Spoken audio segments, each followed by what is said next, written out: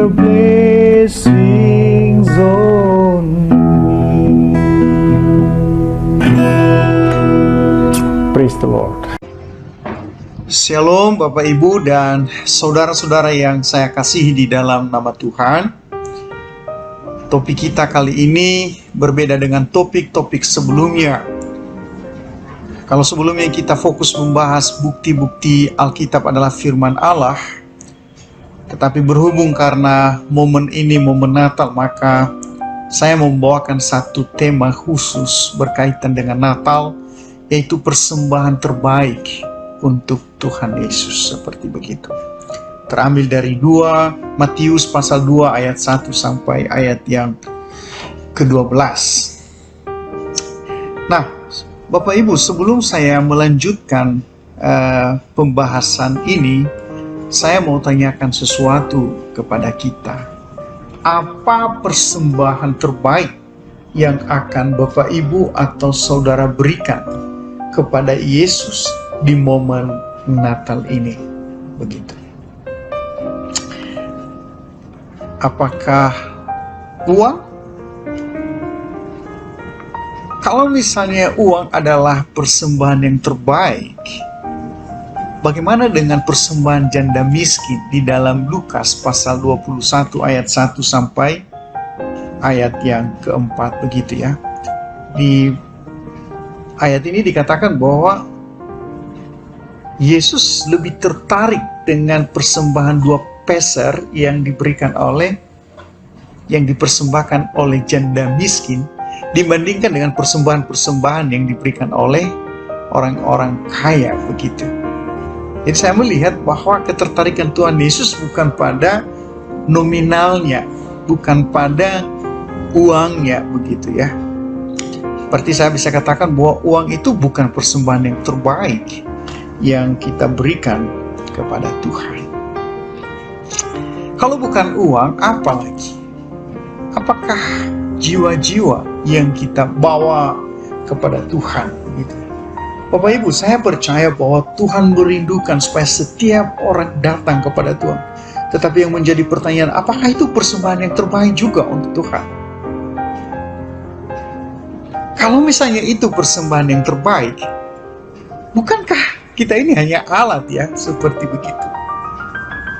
Bukankah jiwa-jiwa itu hasil daripada pekerjaan Roh Kudus? Tidak ada satupun yang bisa membawa jiwa tanpa pekerjaan Roh Kudus. Nah, apakah ini yang disebut persembahan yang terbaik? Toh kita hanya alat kan? Jadi saya melihat persembahan yang terbaik itu bukan jiwa juga. Walaupun Tuhan menghendaki supaya orang-orang itu datang kepadanya, tapi pertanyaan saya, apakah itu persembahan yang terbaik? Kalau bukan jiwa-jiwa, apakah pelayanan dengan sekuat tenaga atau sepenuh waktu? Saya pikir bukan juga. Karena bagaimana dengan orang-orang yang melayani dengan separuh waktu begitu, tapi mereka melayani dengan hati yang luar biasa. Melayani dengan sekuat tenaga dan sepenuh waktu bukan jaminan untuk memberikan yang terbaik atau persembahan yang terbaik bagi Tuhan. Nah, Bapak Ibu, bagaimana dengan persembahan orang Majus begitu ya? Kita tahu bahwa orang-orang Majus ini membawa emas, mur, dan kemenyan, dan mereka persembahkan itu semua kepada Tuhan Yesus. Pertanyaannya adalah, apakah ini persembahan yang terbaik, yang betul-betul menarik perhatian Tuhan, betul-betul menyenangkan hati Tuhan? Saya katakan lagi, bukan juga. Kenapa? Karena emas, mur, dan kemenyan, dan semua harta dunia ini, toh juga itu dari Dia semua, begitu ya. Dan memang Tuhan Yesus ini tidak butuh harta dunia. Nah, saudara-saudara yang saya kasih dalam Tuhan, kalau semuanya ini bukan persembahan yang terbaik, lalu apa sih sebenarnya persembahan yang terbaik yang menarik perhatian Tuhan itu, yang betul-betul menyenangkan hati Tuhan itu, Bapak? Saya pikir ini dia, Bapak Ibu. Perhatikan, lihat ini. Saya melihat begini, bahwa persembahan yang paling terbaik itu adalah terletak pada sikap hati saya dan sikap hati saudara dan sikap hati orang-orang Majus ini. Dan inilah yang menarik perhatian Tuhan. Sikap hati orang-orang Majus ini. Kenapa? Kenapa sikap hati ini begitu penting? Seperti yang Amsal katakan di pasal yang keempat ayat 23, di sana dikatakan, jagalah hatimu dengan segala kewaspadaan, karena dari situlah terpancar kehidupan. Apa yang saya mau sampaikan di sini? Bahwa Amsal ini mengungkapkan satu hal yang sangat penting. Dia berkata bahwa hati ini merupakan pusat kehidupan. Dikatakan dari situlah terpancar kehidupan ini. Jadi saya percaya bahwa ketika orang-orang Majus melewati hutan, lembah, melewati daerah-daerah yang berbahaya, melewati gunung-gunung, dan mereka harus datang kepada Tuhan dan memberikan persembahan yang luar biasa kepada Tuhan. Saya pikir itu lahir dari hati, dan itulah yang menarik perhatian Tuhan seperti begitu. Nah, pertanyaannya sekarang, bagaimana sih sikap hati orang-orang Majus ini? Nah, saya rindu Bapak Ibu, kita menjadikan ini refleksi bagi kita di akhir tahun ini ya, sebelum kita melewati tahun 2020 ini. Mari kita lihat sikap hati yang pertama dari orang-orang Majus ini. Sikap hati mereka yang pertama adalah kerinduan mereka hanya satu, yaitu mereka datang melewati daerah-daerah yang begitu sulit, lembah, gunung, hutan, dan semua hal-hal yang membahayakan diri mereka. Mereka hanya punya satu tujuan. Mereka hanya datang kepada Tuhan untuk menyembah Tuhan. Jadi kerinduan hati mereka hanya untuk menyembah Tuhan. Dan ini jelas sekali sebenarnya di ayat yang kedua. Dikatakan pada ayat yang kedua di sini, di manakah dia raja orang Yahudi yang baru dilahirkan itu? Kami telah melihat bintangnya di timur dan kami datang untuk apa? Untuk menyembah dia. Inilah sikap hati pertama dari orang-orang Majus ini. Mereka hanya datang bertemu Yesus dengan satu tujuan, untuk menyembah Dia, bukan untuk mencari sesuatu dari Dia, seperti begitu. Dan hal ini memang begitu jelas di ayat yang ke-10 dikatakan ketika mereka tiba di tempat di mana Yesus dilahirkan, mereka sujud menyembah. Loh, Bapak Ibu, orang-orang Majus ini bukan orang-orang biasa, orang-orang yang luar biasa, tetapi mereka bisa menundukkan diri di hadapan sang bayi itu, dan mereka mau menyembah Dia. Ini luar biasa. Kalau saudara yang saya kasih dalam Tuhan, saya boleh katakan bahwa medan sulit yang mereka lewati tidak mengalihkan tujuan utama mereka untuk menyembah dan memuliakan nama Bapa di surga. Saya tahu bagaimana dengan kita Bapak Ibu. Saya tahu apakah saudara masih ingat ketika pertama sekali saudara mengenal Tuhan. Saya percaya bahwa setiap orang yang pertama sekali mengenal Tuhan, ada rasa kagum di dalam Tuhan. Pasti ada satu komitmen yang kuat untuk menggunakan seluruh hidupnya untuk menyembah dan memuliakan Tuhan. Tetapi yang menjadi pertanyaan di akhir tahun 2020 ini, apakah saudara masih tetap pada tujuan yang sama, di mana engkau hanya hidup untuk memuliakan Tuhan, atau mungkin juga sudah teralihkan oleh karena begitu banyak tekanan, begitu banyak himpitan, ya termasuk himpitan ekonomi juga. Sikap hati yang kedua dari orang Majus ini adalah mereka memiliki hati yang mau dipimpin oleh Tuhan. Hal ini jelas sekali di ayat yang ke-9. Di sini dikatakan, dan lihatlah bintang yang mereka lihat di timur itu mendahului mereka, sehingga tiba dan berhenti di atas tempat di mana anak itu berada. Gitu. Saudara yang terkasih di dalam Tuhan, yang menarik di sini, orang-orang Majus ini tidak pernah mendahului bintang itu yang adalah representatif kehadiran Allah di dalam memimpin mereka seperti itu sampai bertemu dengan Tuhan Yesus. Mereka hanya taat, mereka hanya ikuti kemana saja bintang itu pergi. Mereka hanya ikuti seperti itu.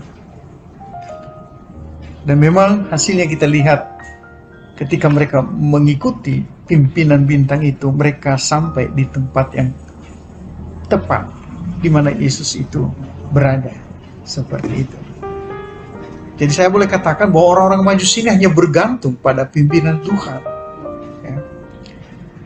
Nah, seorang yang saya kasih dalam Tuhan, Norman Gray itu adalah seorang hamba Tuhan dari Inggris, dan dia memiliki satu doa yang sangat terkenal sekali dan telah menjadi berkat bagi saya dan juga bagi banyak orang gitu ya. Doanya ini seperti begini, sangat singkat. Good morning Lord, what are you up today? Can I be a part of it? Amen. Kalau saya boleh terjemahkan seperti begini. Selamat pagi Tuhan. Apa yang kau lakukan hari ini? Bolehkah saya menjadi bagian darinya? Amin. Saudara yang terkasih di dalam Tuhan, apa yang saya mau sampaikan di sini bahwa semua pelayanan, semua pekerjaan yang dia kerjakan, dia hanya bergantung pada pimpinan Tuhan. Saudara yang terkasih, apa yang sedang engkau kerjakan saat ini juga? Seberapa yakinkah engkau bahwa semua yang engkau kerjakan saat ini memang benar-benar pimpinan Tuhan bagimu seperti itu? Pernah enggak saudara bertanya kepada Tuhan, Tuhan, apa yang engkau inginkan saya kerjakan saat ini? Ya, secara khusus di masa pandemi ini, Bapak Ibu, kita butuh pimpinan Tuhan yang jelas. Karena kita juga tidak mungkin berpangku tangan.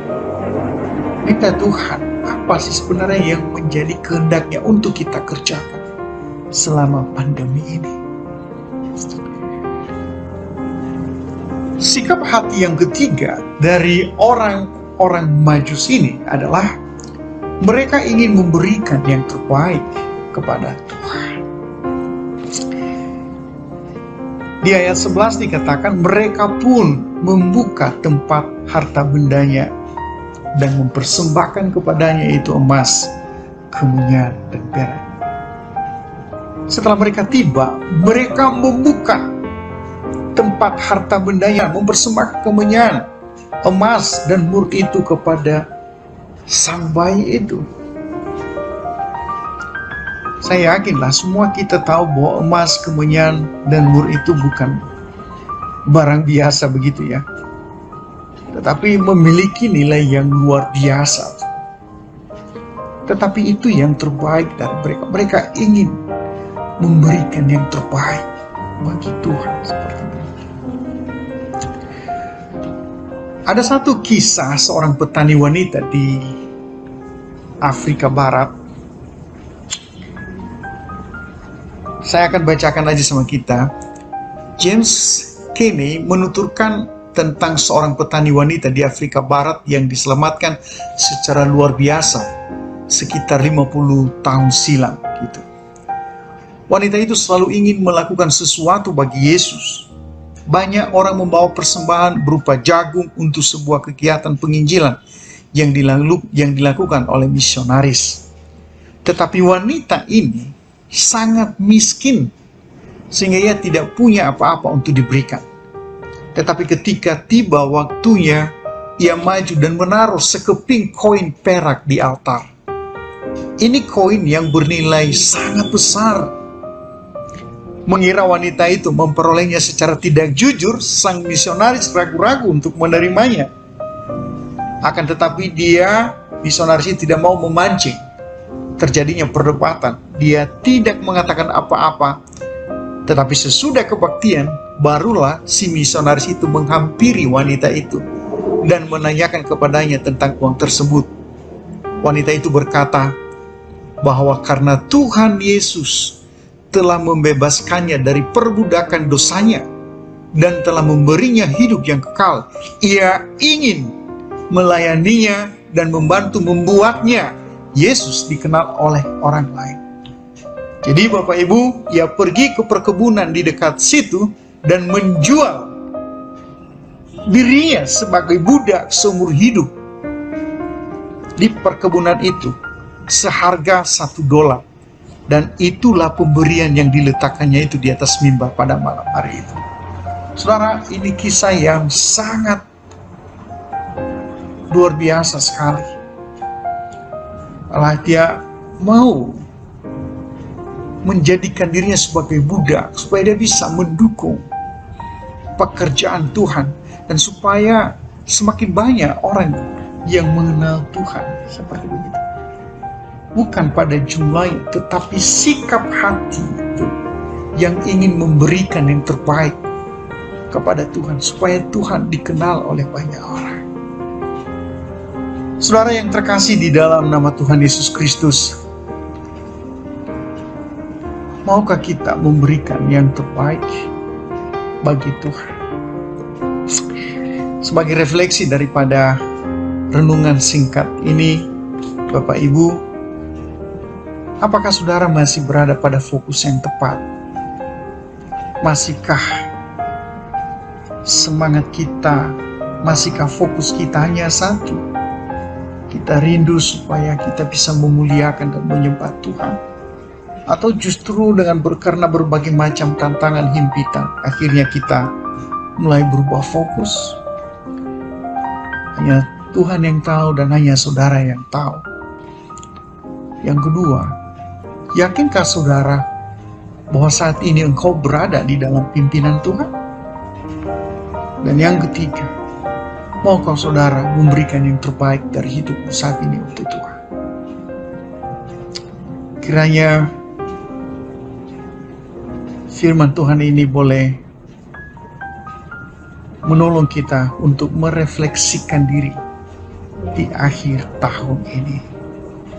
Tuhan Yesus memberkati. Saya berdoa untuk kita Bapak Ibu. Tuhan, kami bersyukur kami boleh merenungkan firman Tuhan ini. Dan Engkau menginginkan kami supaya kami boleh memiliki sikap hati yang baik di hadapan Tuhan. Tuhan, Engkau yang tahu hati kami semua dan hati saudaraku yang mendengarkan renungan singkat ini juga. Dan biarlah Tuhan sendiri yang menolong kami. Sekali lagi kami ingin kembali kepada Tuhan. Kami ingin menggunakan hidup ini untuk kemuliaan bagi nama Bapa di surga. Dalam nama Yesus kami berdoa dan mengucap syukur. Amin.